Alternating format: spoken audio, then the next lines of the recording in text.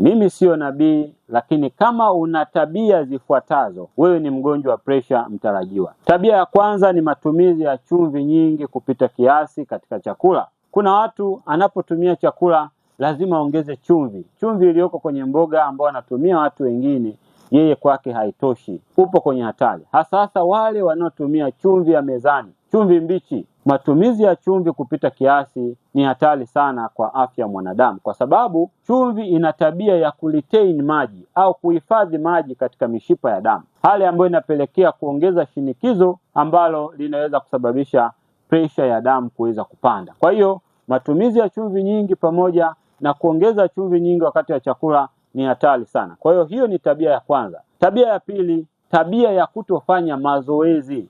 Usipofanya mazoezi, ndugu mtazamaji, unaongeza kiwango cha mafuta mabaya, kwa maana kwamba cholesterol katika mishipa ya damu, hali ambayo inapelekea kuongeza shinikizo katika mishipa ya damu, inakuweka katika hatari ya kupata changamoto ya presha. Kwa hiyo usipofanya mazoezi ni moja kati ya tabia ambayo itakuweka katika hatari ya kupata ugonjwa wa presha. Lakini tabia ya tatu ni unywaji wa pombe kupita kiasi. Ndugu mtazamaji, unywaji wa pombe huwa unaathiri au pombe huwa inaathiri homoni ambazo zinahusika na kudhibiti kiwango cha presha, lakini pia pombe huwa inaweza kupelekea kuharibu utendaji kazi wa figo. Figo ni moja kati ya kiungo ambacho kinasaidia sana kuweza kurekebisha kiwango cha presha katika mwili, lakini vile pombe inakuweka katika hatari ya kuongezeka uzito.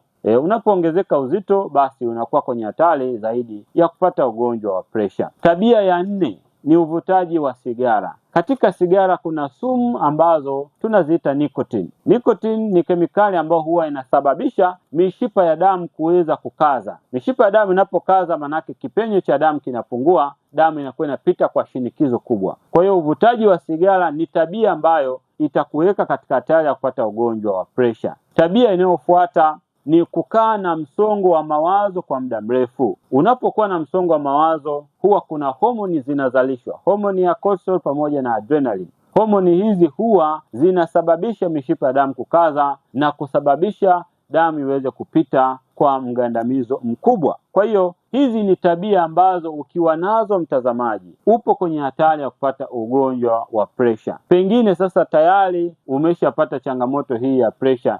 Nini ambacho natakiwa kufanya? Kitu cha kwanza, jitahidi uweze kupunguza matumizi ya chumvi, lakini pia jitahidi uweze kuboresha lishe yako. Lishe si chakula chochote natakiwa kula. Jitahidi sana utumie mboga za majani pamoja na matunda. Vyakula vya kuchemsha ni bora zaidi kuliko vyakula vya kukaanga. Lakini pia jitahidi upate nafasi ya kufanya mazoezi walau nusu saa kwa siku. Itakusaidia uweze kutoka jasho, na unapotoka jasho, tafsiri yake ni kwamba kuna kiwango cha mafuta katika mwili kinazidi kupungua taratibu. Lakini pia jitahidi sana uweze kupunguza msongo wa mawazo. Zipo njia nyingi za kupunguza msongo wa mawazo, ikiwa ni pamoja na kupata muda wa kupumzika, kufanya mazoezi ya kukimbia au kutembea, kuwashirikisha watu unaoamini ili waweze kukusaidia kuweza kutatua changamoto unazozipitia. Hizo ni njia ambazo zitakusaidia sana uweze kuepukana na ugonjwa huu wa presha. Lakini habari njema ni kwamba Lupimo Sanitarium Clinic tunavyo virutubisho vizuri sana ambavyo vimekuwa ni mkombozi kwa watu wengi ambao walikuwa nasumbuliwa na ugonjwa wa presha.